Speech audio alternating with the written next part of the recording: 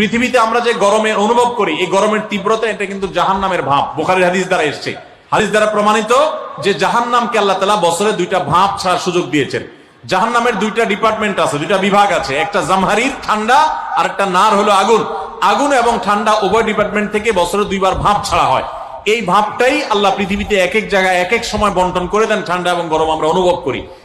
গরমের তীব্রতায় মুসলমান হিসেবে আমাদের বিশেষ কোনো করণীয় আছে কিনা?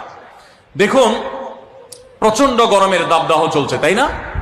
কাঠফাটা রোদ চলছে এবং আমরা বিভিন্ন সংবাদ মাধ্যম থেকে জানতে পেরেছি যে এই বছর এত বেশি গরম নাকি পড়ার আশঙ্কা আছে, সম্ভাবনা আছে যে গরমে প্রচুর মানুষের হিট স্ট্রোক হতে পারে, অনেক বেশি আপনার মানুষ অসুস্থ হয়ে যেতে পারে, দুর্ঘটনা ঘটতে পারে।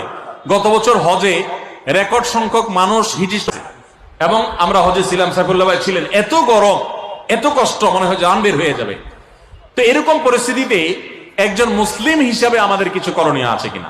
প্রথম হলো যে একজন দায়িত্বশীল এবং সচেতন মানুষ হিসাবে আমাদের যাতে হিট স্ট্রোকে আমরা যেন ক্ষতিগ্রস্ত না হই তার জন্য চিকিৎসকগণ এবং সংশ্লিষ্ট বিষয় বিশেষজ্ঞগণ যে পরামর্শগুলো দিয়ে থাকেন সেগুলো আমরা খুব গুরুত্বের সাথে মেনে চলবো। আমরা জানি ভিটামিন সি, লেবুর শরবত ইত্যাদি এই সময় খুব বেশি উপকারী হয়ে থাকে, সেগুলো আমরা বেশি করে পান করব।